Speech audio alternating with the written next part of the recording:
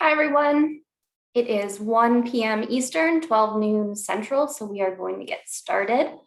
Welcome to our second installment of Fish to Fork. This time we are grilling in the Great Lakes. If you missed our April webinar about cooking fish at home, you can visit the Great Lakes Aquaculture Collaborative's website or Ohio Sea Grant's YouTube channel for the recording. In today's webinar, we'll have a mix of important food safety information, demonstrations, and grilling tips with our panelists Lauren Jescovitch and Elliot Nelson, both with Michigan Sea Grant, and Sharon Moen with Wisconsin Sea Grant. I'm Nicole Wright with Ohio Sea Grant, and I'll be your host today. Christina Dierkes is working the webinar controls. If you have any technical difficulties, you can contact Christina directly in the chat. This webinar is presented by the Great Lakes Aquaculture Collaborative, a Sea Grant project creating a region-wide, network to foster relevant science-based initiatives that support aquaculture industries in the Great Lakes region that are environmentally responsible, competitive, and sustainable. You can visit the collaborative's website to see who is involved and find other resources and events, such as past and future webinars and details about our upcoming event, August 30th through September 4th, featuring virtual farm tours, interviews, and a Q&A with some of our region's successful aquaculture producers. A few quick housekeeping items before we get started. All attendees are muted with cameras off, but you are able to ask questions using the chat feature. We'll have a group discussion and a Q&A session at the end of the hour, and we'll post resources in the chat along the way that we'll compile into a handout to send to all attendees. This webinar is being recorded and will be available at a later date on the Great Lakes Aquaculture Collaborative website and Ohio Sea Grant's YouTube channel. Finally, you will receive a very brief evaluation via email after the webinar. Your response is appreciated and your input will help us provide the best programming possible in the future. I am now going to hand it over to Lauren to get started, and we'll get grilling in the Great Lakes. Great, thanks, Nicole. Give me 1 second to pull up my screen here, but you can see what we're going to get ourselves into behind me. Super exciting. All right, well, welcome everybody. Super excited to be here and to grill and talk fish, one of my favorite pastimes. But where does our fish really come from, especially as food? You know, COVID has really brought this awareness about our food systems and you know, where does our food come from? And the same comes from seafood. We talk about seafood up quite frequently. And this graph comes from FAO, and it shows over time our seafood production globally. The orange indicates the millions of tons in terms of wild capture fisheries. And then the blue is aquaculture, and aquaculture is more farm-raised fish. So pretty recently, we're now at about a 50-50% chance that your seafood has been either farm raised or wild caught. But the more we think about this, we really want to make sure that our wild fisheries remain sustainable. As you can see since the 1980s, that kind of leveled off some. So we don't want to keep pulling from a resource to deplete it to make sure it stays there for our future kids. But how else can we continue to serve protein as you know, the human population continues to grow exponentially, and one way to do that is aquaculture. And so what is aquaculture? Well, it's really fish farming. It could be really a ton of different species. It's not just chicken, but it is what we're going to highlight today: trout, catfish, shrimp. You can consider algae, coral, and it has many different forms, many different reasons. And today we're talking about fish as food. And so specifically, I'm going to talk about kind of that where does, the fish producers, so whether they're a farmer or a harvester on a commercial fishing boat, what do they go through to make sure that fish comes to you and you are safe eating that product? And so seafood processing is anything from filleting, cooking, or smoking fish. So as long as you're somehow manipulating that fish, that is seafood processing. It prepares more addition to that is treating, modifying, or manipulating. So adding something in there like our smoked fish or smoked fish dip, you're adding cream cheese, that's still processing.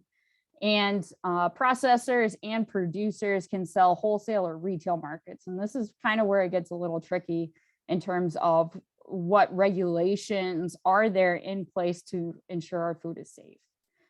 And it really depends on who the product is sold to.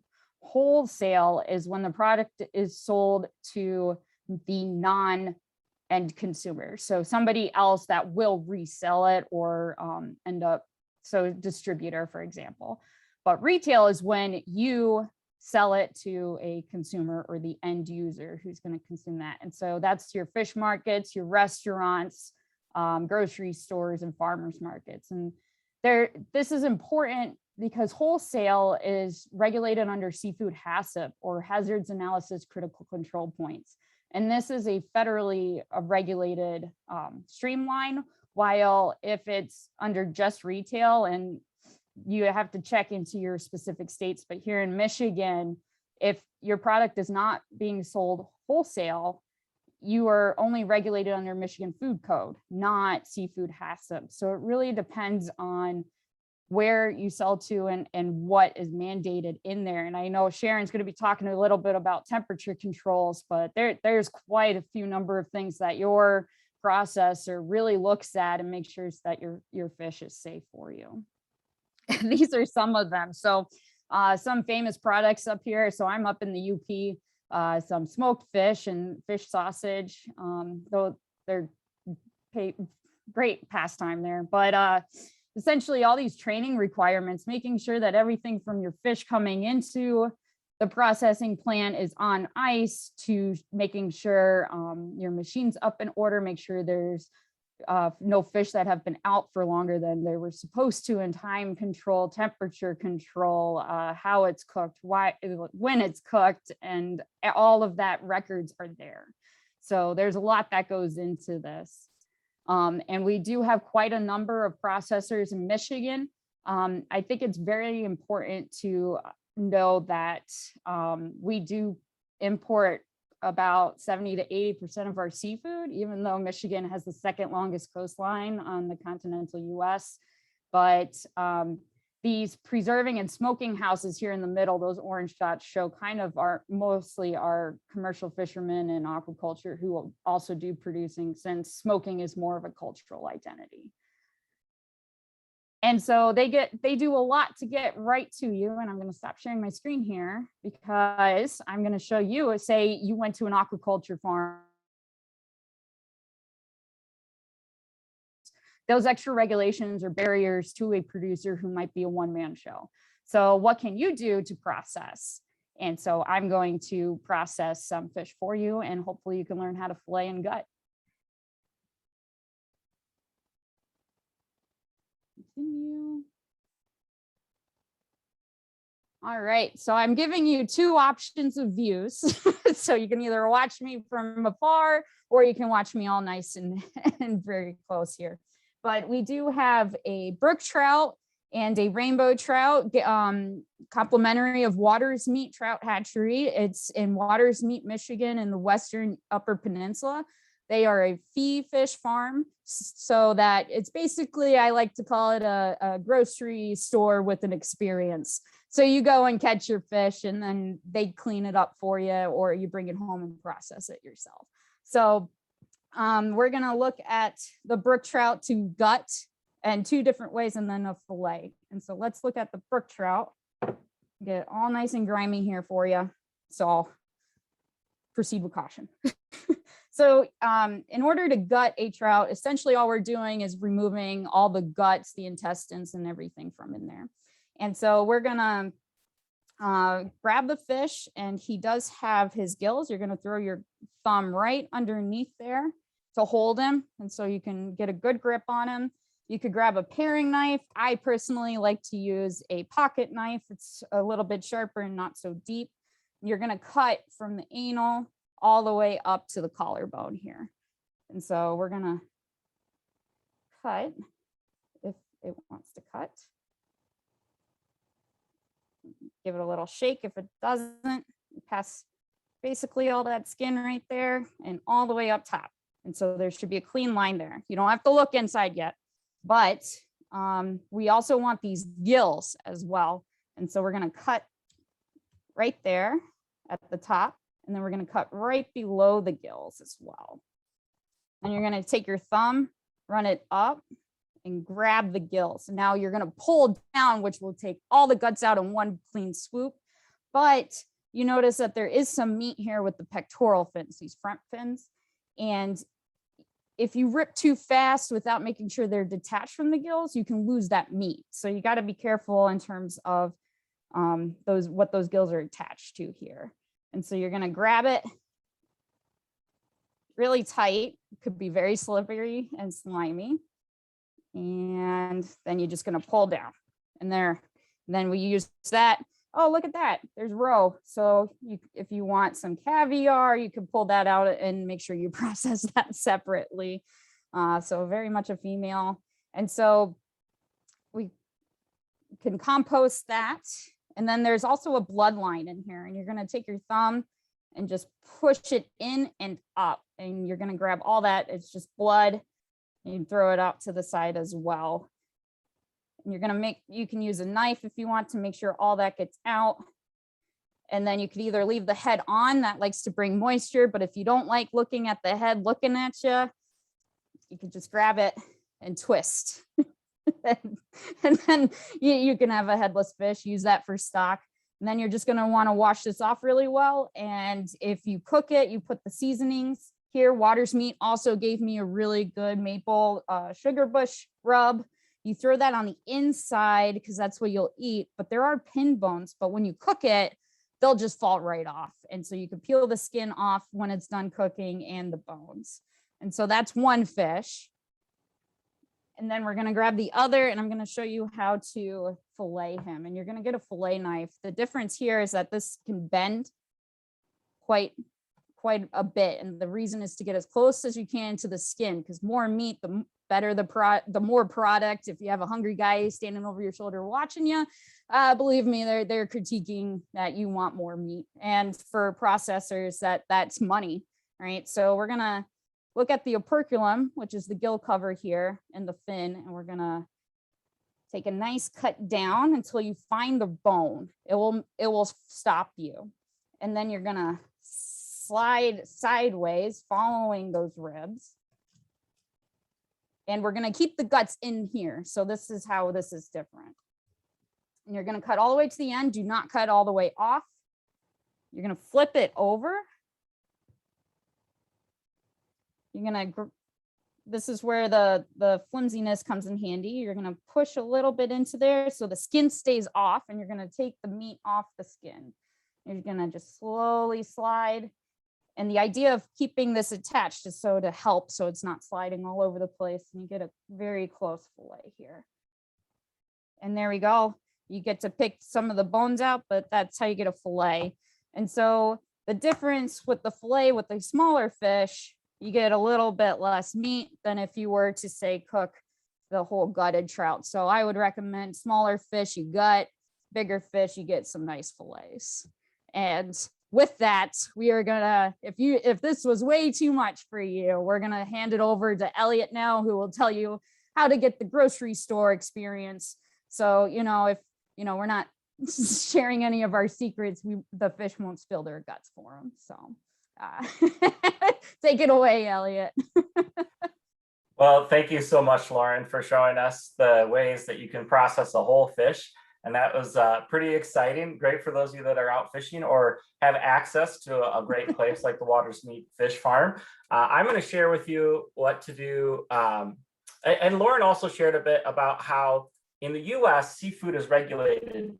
Actually, it's regulated very heavily, especially if it's grown in the US through aquaculture. And so that if it's a US product, it's probably processed and handled pretty safely. I'm going to talk a little bit now about how you can find seafood in your own area and how to keep it safe once you're in charge of it.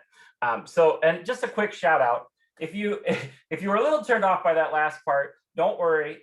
Seafood can be extremely fun, extremely appetizing, and it's extremely good for you. In fact, seafood is is probably the healthiest animal protein that's readily accessible in a grocery store. It has the lowest fat to highest protein ratio. Only 3 ounces is enough protein for your daily, 1/3 of your daily protein. That's a tiny bit of fish, and you get a ton of protein out of it. It's packed full of vitamins and minerals. I'm sure you've heard of omega-3 fatty acids. So there's lots of reasons to eat fish, but the reality is people in the US don't eat enough fish. This is a graph. The blue lines are showing the recommended amounts for different age ranges, and the yellow dots or orange dots are how much people actually eat in the US. So we don't eat enough fish.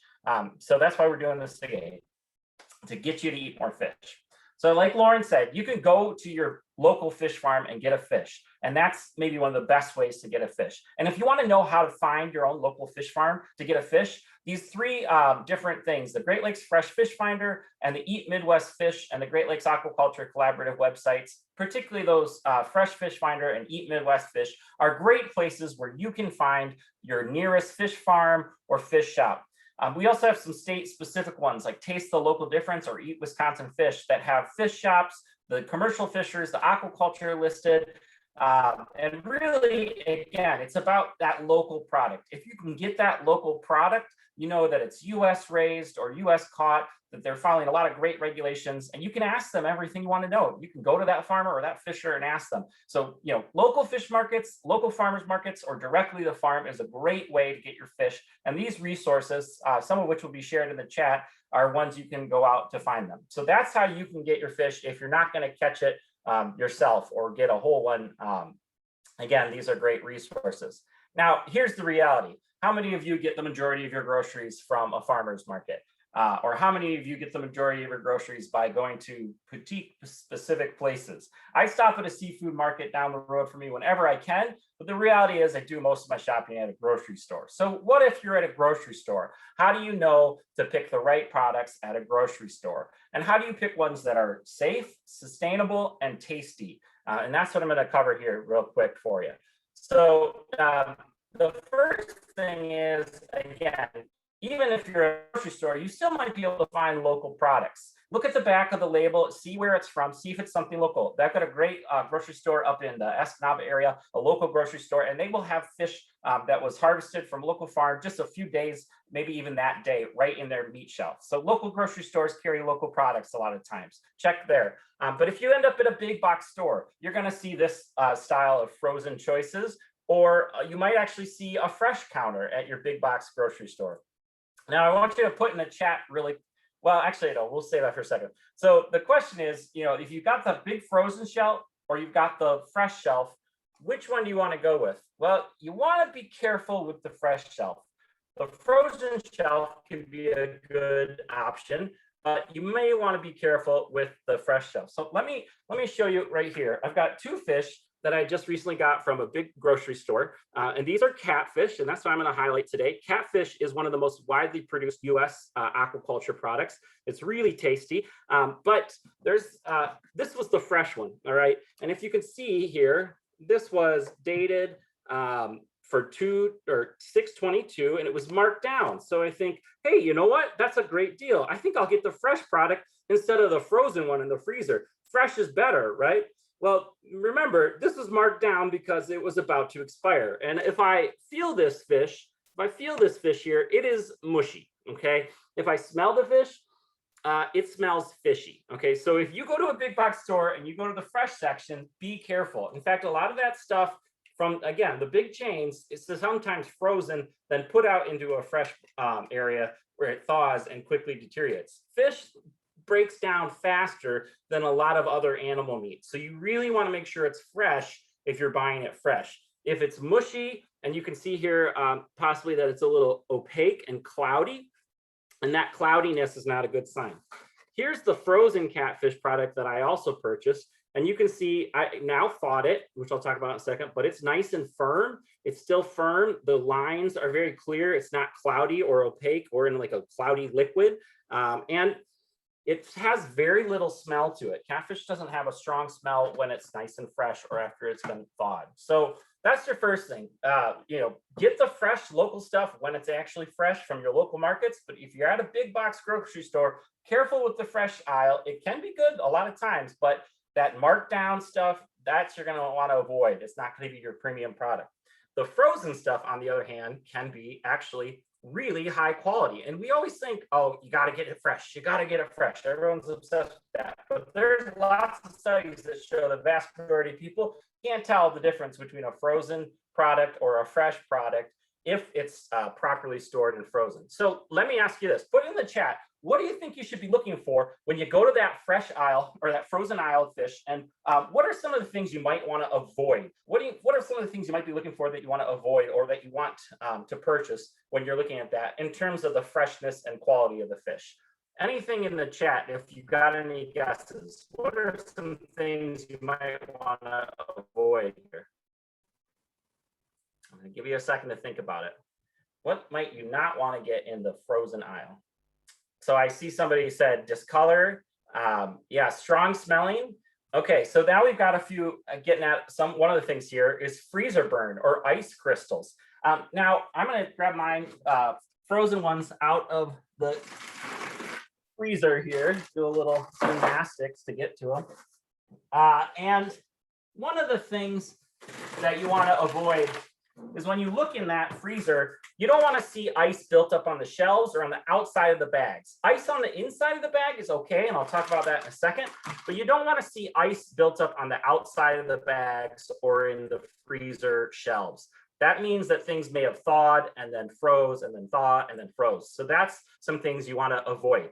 The next thing that you might want to avoid is something that looks damaged or crushed or something that is close to expired.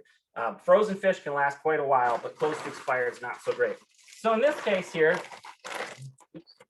I got a frozen catfish product that was US raised. I'll get to that in a second.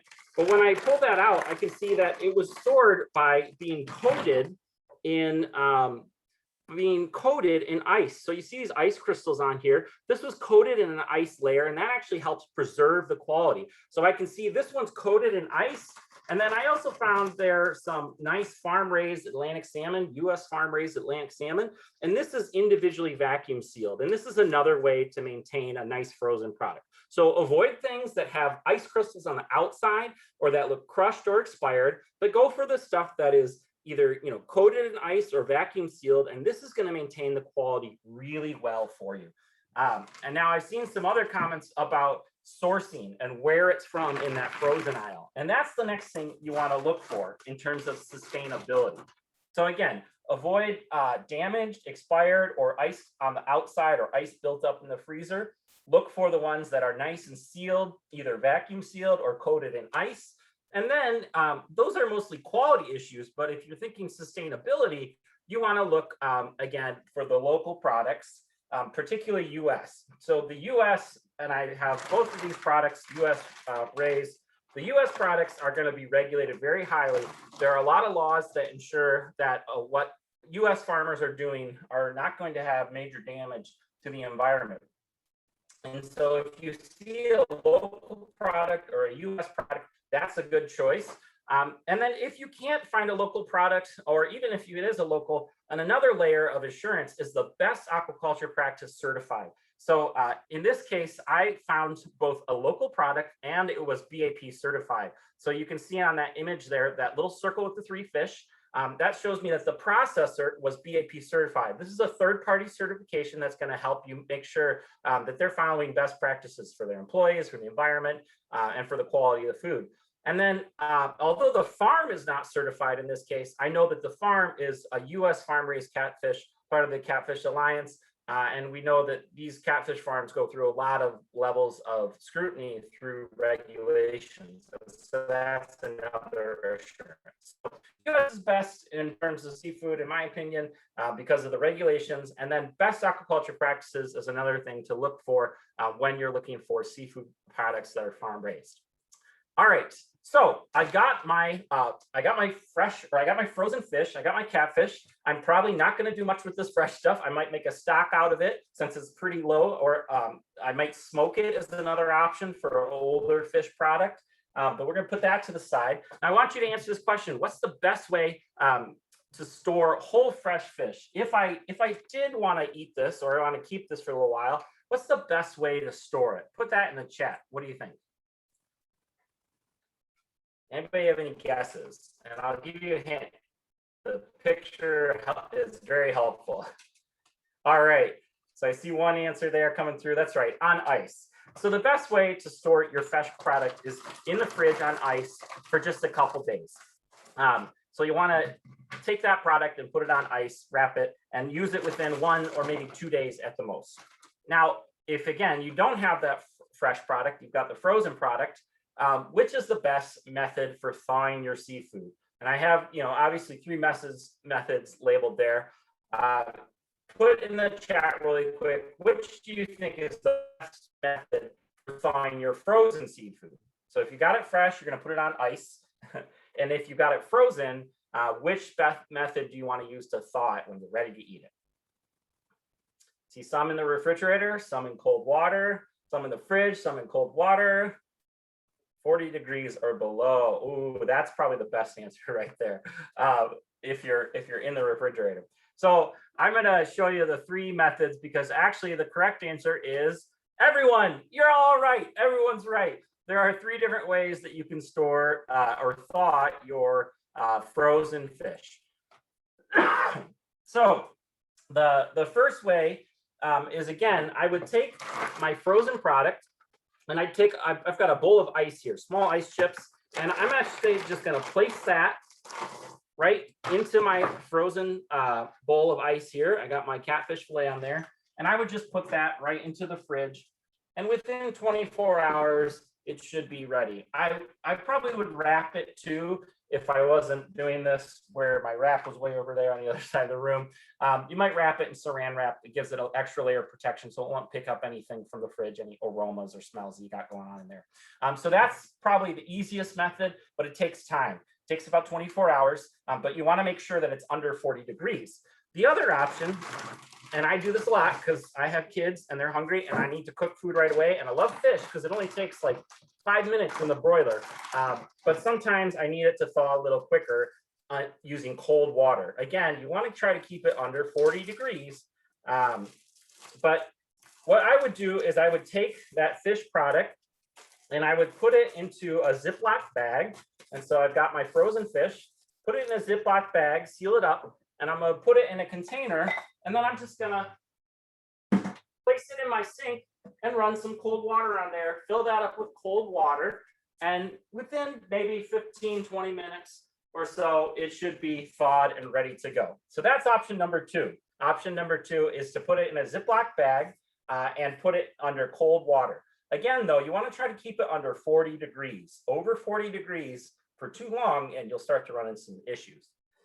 My last ditch effort when I'm in a huge rush is to take my frozen catfish fillet and to set it on a plate like so and put it in the microwave. Now, I say this is last ditch effort because it's very, very quick. I just use the defrost setting and I set my weight about 3/4 of a pound and I hit go and it should be thawed pretty quick. But the issue with that is you don't want to thaw it too long in the microwave or it starts cooking it and you might end up with some rubbery texture.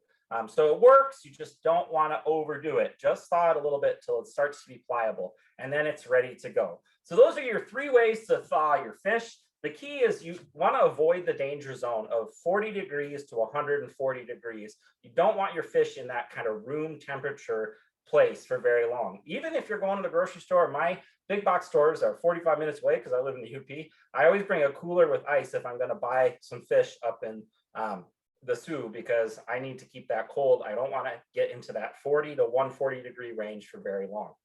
So those are kind of your 3 methods for thawing your fish. I just want to end with this. Keep it cold, keep it clean, store it quickly, and cook it properly. And this is how you're going to have your fish ready to go. And if you want to learn more, check out the Seafood Health Facts website from Delaware Sea Grant and some of our other Sea Grant partners. And it's got all you need to know about seafood safety. So with that, now that you know how to select your fish and thaw it, I'm going to turn it over to Sharon, who's going to share a little more with us about what to do with that fish. Hi there, everybody. I'm Sharon Moen, and I'm with the Wisconsin Sea Grant and the manager of the Eat Wisconsin Fish Initiative. And welcome to my porch. I get the fun part of the show to talk about grilling your seafood. So I'm going to start where Elliot left off of the danger zone. You really don't want your fish to be between 40 degrees and 140 degrees Fahrenheit for too long. So I brought my fish out here today on a tray of ice. And to start off with, we're going to make fish kebabs, 3 fish kebabs. But I'd like to show you how to behead a shrimp. So if you're buying local shrimp, you'll be likely getting them from a shrimp farm where they don't have a processing license. So you'll get a beast that looks like this. So shrimp are mostly head and claws. Yummy part's the tail. So here's how we're going to do this. You go to the shrimp farm and you get this whole shrimp. And you're like, what am I going to do? You just grab its tail, and its head and quickly yank it apart like that. Discard the head. So I tried to feed the heads to my chickens, but they rejected them. So they're going into the trash can. Then I just put the tail in the water, clean it off a little bit. I'll show you again. Here's my second shrimp with a full head right from the farm. Yank it like that. Discard the head, rinse out the tail area. And so shrimp that are unprocessed come with something they call the vein. It's really their digestive tract. So I am going to remove the digestive tract. For the first technique, I use my fillet knife, cut through the back part. And then I pick out what they call the vein. And these shrimp that I have here have been purged, so it's very clear. I can't really see the line, but it's, I don't know if you can see it either. It's very clear. It's like a piece of fishing line. So I take that out, put it back on the ice. You can also, if you don't have a fillet knife or a sharp knife like that, you can take a pair of little like sewing scissors and cut right down the spine, like so. And then you kind of peel it gently apart. And I will pick up my knife again and just pick out that vein line. Again, this one has also been purged, so I can't really show it to you that well, but it's just a little piece of string, let's call it. And I pull it out, ta-da, rinse it out. So when you're grilling, it's best to leave the shell on the shrimp. It helps keep moisture in.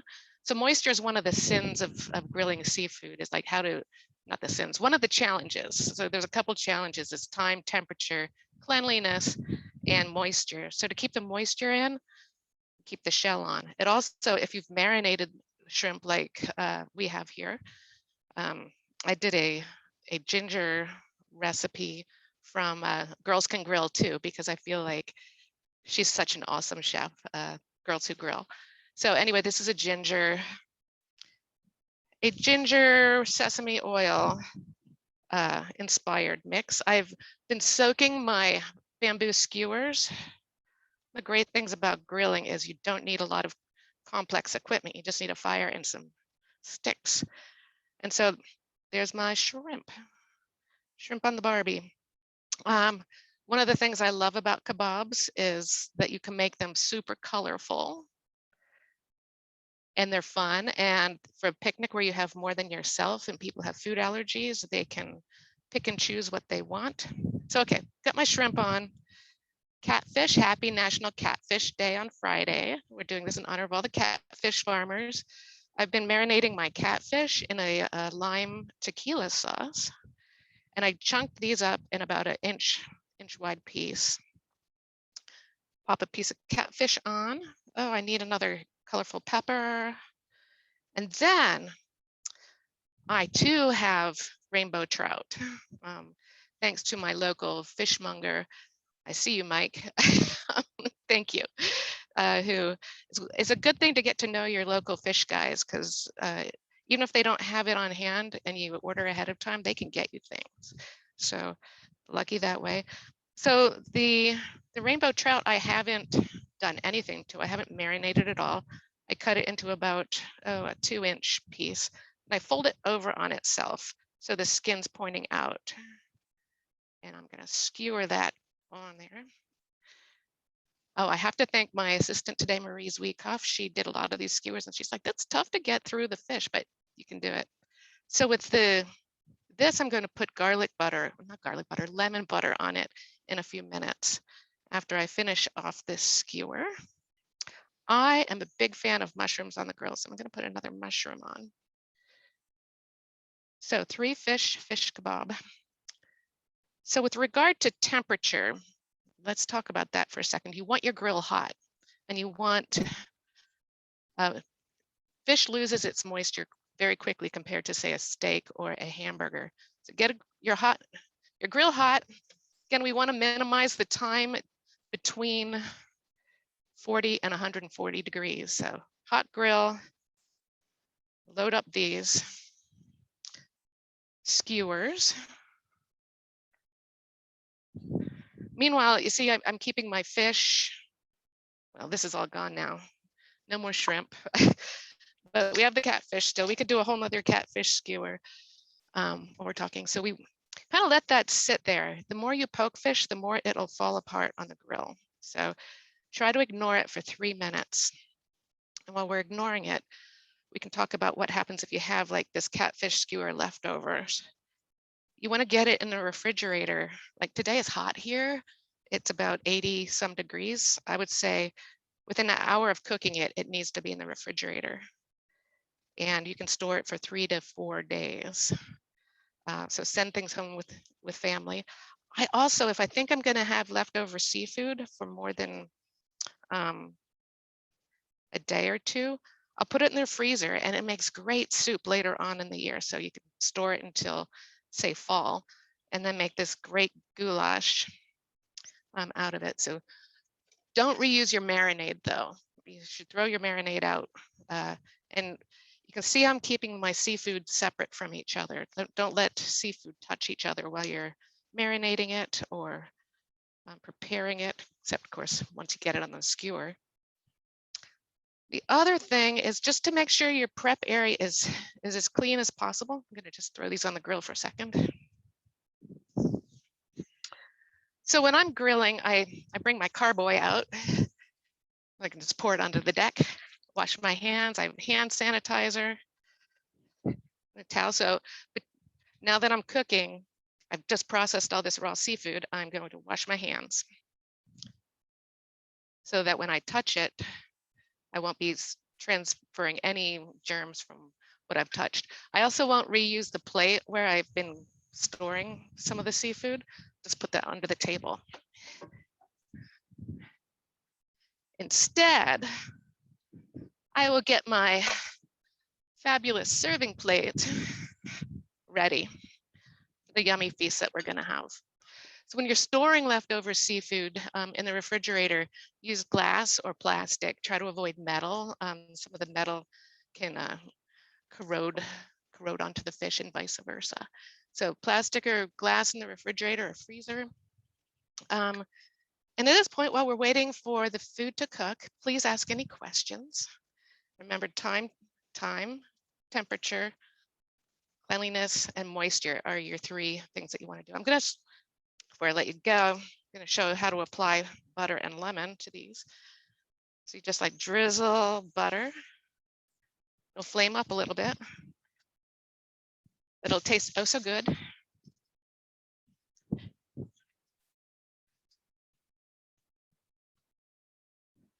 You can save a little bit for that rainbow trout at the end too. We have our lemon wedges ready on the ready. So, okay, I think it's time to ask questions. And so maybe we'll bring Nicole back and she can see if there's any questions you have for Lauren, Elliot, and myself. Thanks so much for listening to us today and being part of our show. I wish you were here to have this with me. It's going to be awesome. Thanks, Sharon and Lauren and Elliot. So far, we only have a few questions, so folks, go ahead and put your questions in the chat. One recent question, Sharon, was, do you need to devein if they are purged? Actually, you don't need to devein at all, but most people prefer to devein. And so I would say, no, you don't need to devein. But in fact, some people prefer cooking them with the heads on too. They say it gives it even better flavor. So you could cook the whole thing, but it's a personal choice. We'll put it that way.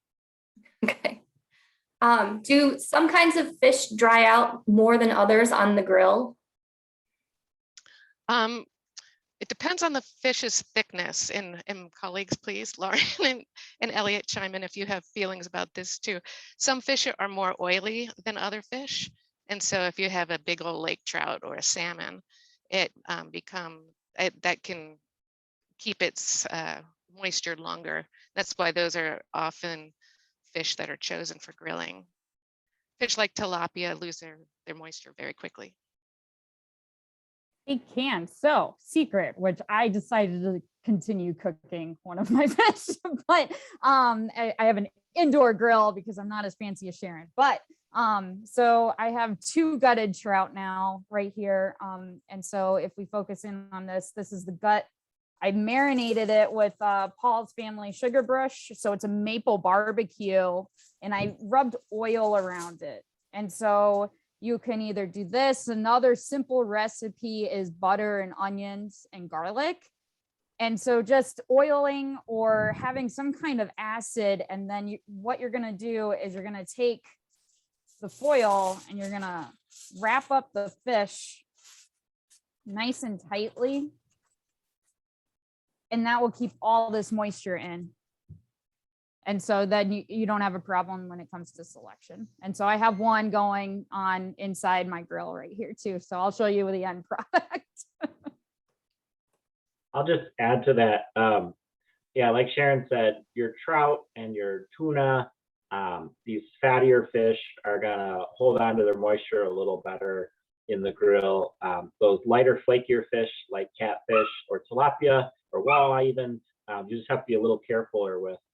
But I will say, if you leave the skin on, another good option for the grill, it makes a bit of a mess, but I like to just leave the skin on my trout, and then I just put a little oil and salt and pepper on top. I put that right on the grill, and I close the lid, and about 5 minutes later, I open it up. I don't even have to flip it. I just scrape it right off, and I'll go right between the skin and the meat, and that leaves the skin behind.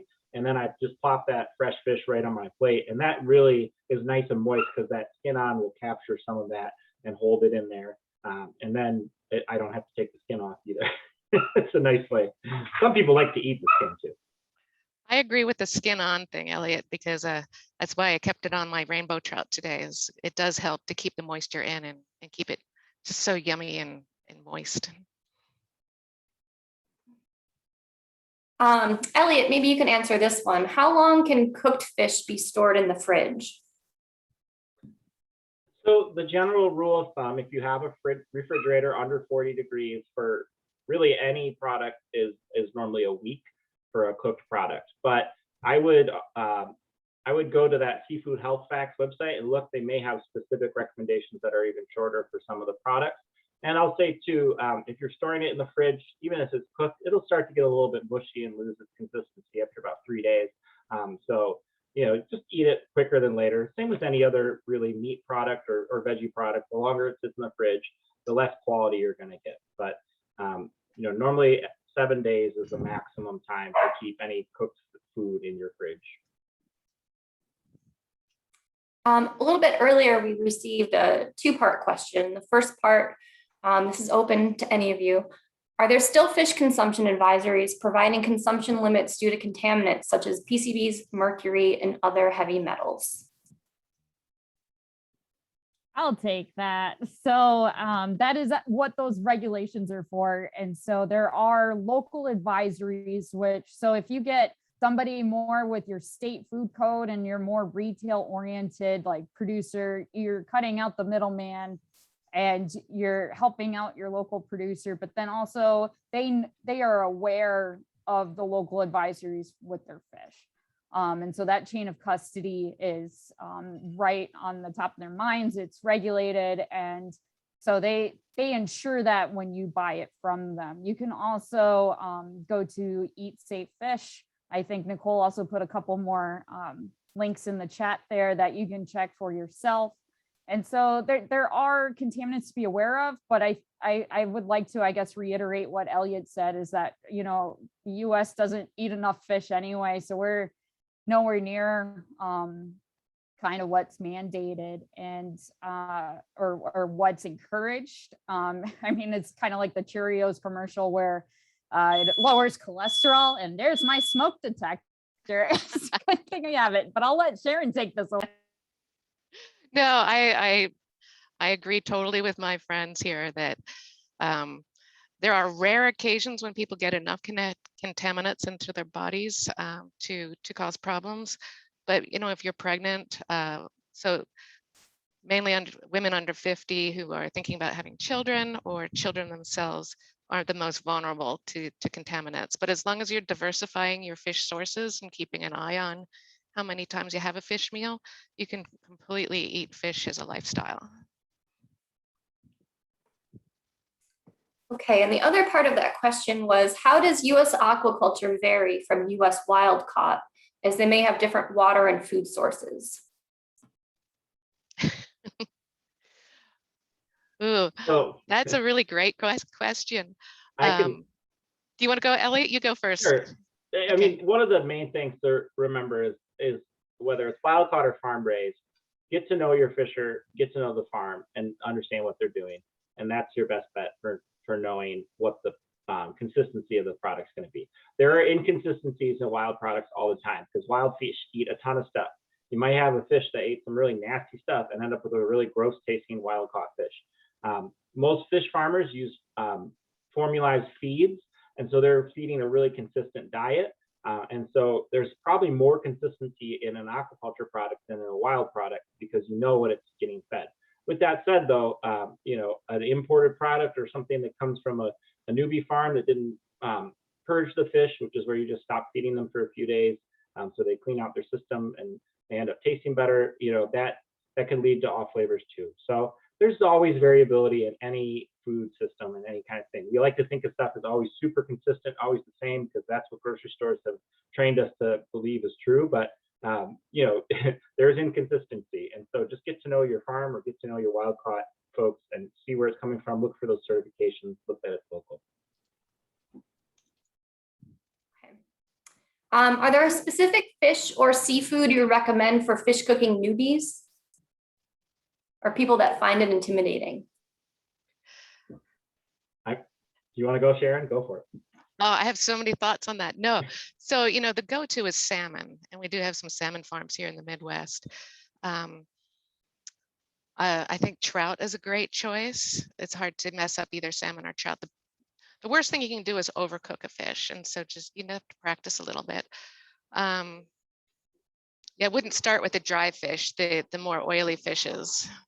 Sorry, there's a plane overhead. Somebody else. I can add a little bit to that. Or Lauren, do you want to go first? I mean, I agree, I guess, but it's all preference. And so somebody could tell you they don't like this fish, and it's kind of like your choice of meat. I'm more of a T-bone person than a New York strip, right? So you're paying for quality, price, and so it really depends. But if you're gonna just start and this is your first time cooking fish, videos are super helpful. I hope this has been helpful, but then also just, if you're really about that fish flavor, like that fish smell, make some kind of sauce. That's actually how I overcame my dislike of certain fish, but I realized it was just where that fish was coming from and being aware of that. And so a sauce is a great way to also kind of overpower what if there is something that might be, you know, really gross for your kids, and it's a great way to get kids to eat it too. So I'm going to double down on what Lauren said. And so we have a Get Saucy with Sea Grant show this summer on Facebook Live. Tomorrow, intern Hunter Goldman will be talking about sauces for shish kebabs like we've made today. So the whole summer we're dedicating to sauces just for fish that complement fish. So I agree with that. If you also want to get rid of some fishy tastes, you can put your fish in with milk and a splash of vinegar overnight. And that kind of removes that strong fishy flavor. Make sure you toss the milk and vinegar afterwards, but it will reduce the fishiness if fishiness is one of your issues. So I just want to emphasize how we've thrown a lot of info at you today, but cooking fish is extremely easy. It is. It's actually one of the easiest animal proteins you can cook. So we threw a lot of info, but remember, select something that's going to work for you that you like to eat, and keep it frozen. But when you're ready to cook it, watch. I'm going to do a recipe for you. This is how I cook fish for my kids. And take foil, put it on a pan. I take my thawed fish that's cold and I put it on there. I put a dollop of olive oil on there, and then salt, and then pepper, and I put it on the broiler at high for 5 minutes. Underneath the broiler, it gets crispy on the edges. The kids love that crispiness. They love the simplicity of the salt and pepper. I do whitefish that way, catfish that way, tilapia, and in 5 minutes, my kids have a super healthy protein to eat. Again, olive oil, salt, and pepper, and that fish was great for that. It's a grocery store fish, comes out of the freezer. Sometimes I get a case of frozen whitefish from some of my local folks, but it's that easy, people. We threw a lot at you, some nice complex ways, but remember, if you keep it cold and then cook it to 145, that's it. Sharon's saying lemon, but if you ask me, I would say put Parmesan cheese on it. I'm much more of a cheese person. There's a million ways to make it taste amazing, all sorts of different flavors, but fish itself tastes good. So salt and pepper and oil, and under the broiler or on the grill for 5 minutes, you're good. All right, next up, what's the best way to get my local grocery store to carry more regional or Midwest or even US in general fish? Every time I go to the grocery store, I ask, it's like, what do you have that's local, and can you get something that I can buy that's local? And of course, I have a relationship now with my fishmonger. So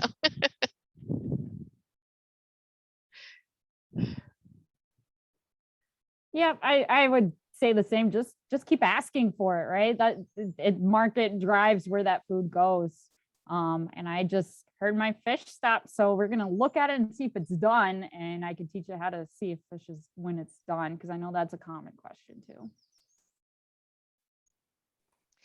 you can also direct buy from producers now too. So part of the pandemic, the consequences of that were that, as restaurants shut down, our fish farmers and fish processors ended up with a lot more fish on their hands and started direct marketing it. So there are a number of places that you can buy fish online and get it shipped or do curbside pickups for it right directly from the fish producer.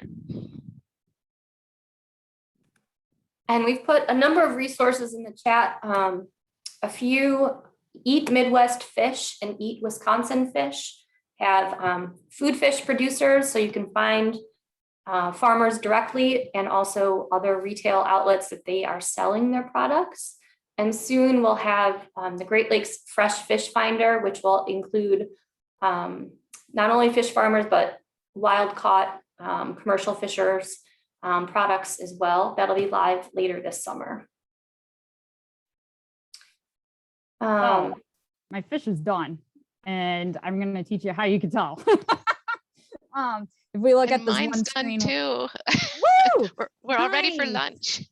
So Sharon, how do you know if yours is done? It's a sense of smell and how they look. So they turn a little opaque looking, and I know shrimp are about 3 minutes per side at this kind of heat.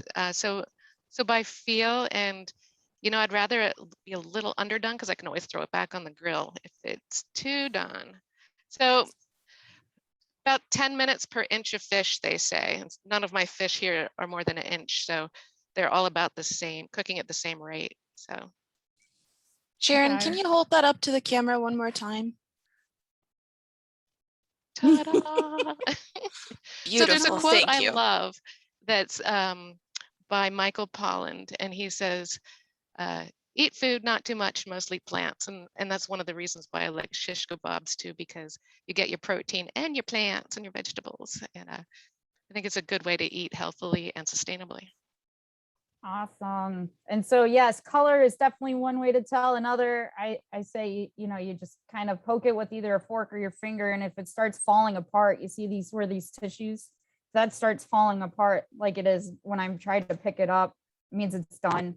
So this one is the gutted trout that we did earlier. And so the skin just rips right off.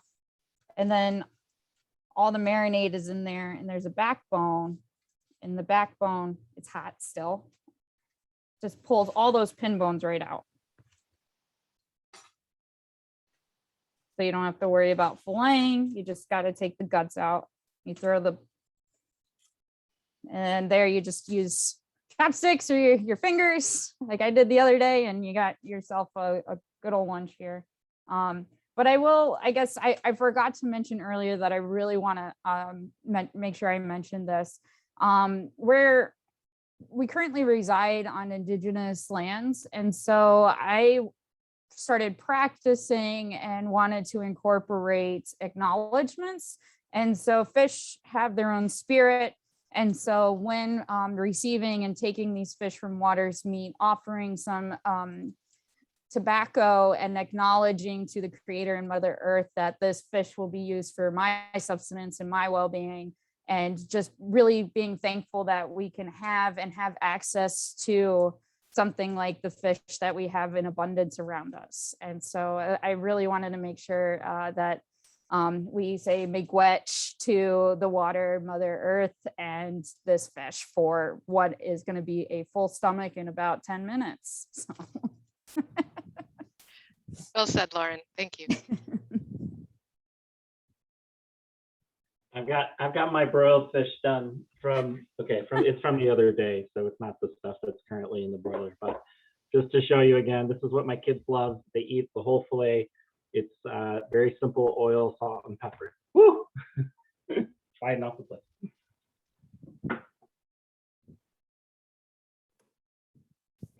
Thank you all. So we don't have any more questions in the chat, but if there are any other details or bits of information that any of you would like to send our attendees off with. Make sure you use a sharp knife.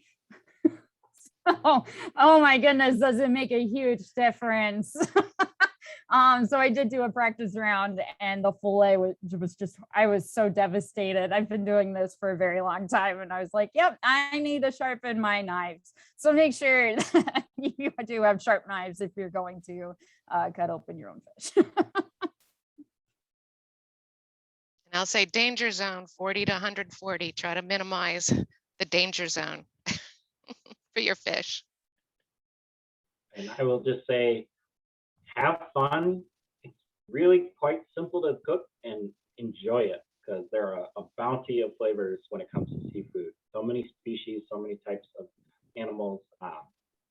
Dive into seafood, you won't regret it. Well, thanks everyone. If there are any last minute questions, go ahead and put them in the chat. Otherwise, we'll wrap things up here. 1 minute from 2 p.m. And thanks everyone for joining us. I hope that you learned that there are a lot of great resources out there to find fish, to store fish, select fish, and to cook it. And it doesn't need to be intimidating. It doesn't have to be scary. Just try it, right? That's kind of the message of the day. That's right. You got to start somewhere. And we did, Sharon, somebody asked if you made the serving dish that you have there. Oh, good question. I have a side hustle as a potter, but I did not make this one. I also collect pottery. So I have a lot of cool pots and plates and things in my house. Thanks for the question. All right, everyone. And with that, I think we'll wrap things up, and we'll send out an evaluation and links to the recording and resources. And everyone have a great day. And I hope it's like it is at Sharon's or everyone else's too. Yeah. So it looks great. And don't forget tomorrow, get saucy with Sea Grant. you noon go. Central Time, noon, no, 12:30, noon 30 Central Time. Let me get that. All right. Thanks, everyone. Okay, bye. Team Miigwech, Bumma P.